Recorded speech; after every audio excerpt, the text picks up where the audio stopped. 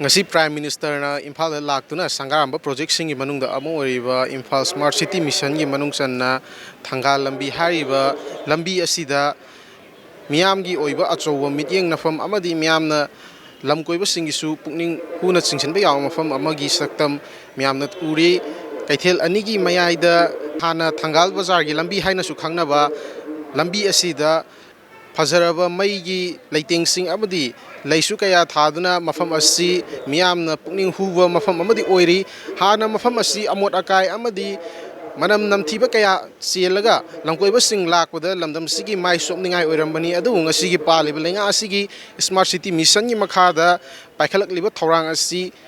mioi kaya na thagatwa phongdok narakpada natna ngahakta oribasu wanaraba lamdam sigi miyamna potha fangani haibagi thajabadu chauna thamnari loinana haiba sengba sagaliba asi matam khara khaki oina paikhatpa natna tunggoina lamkoiba kaya amadi lamdam sigi mioi kaya gi pukning huna potha ba yaba mafam ama oheningbagi apamba kaya su phongdok narakli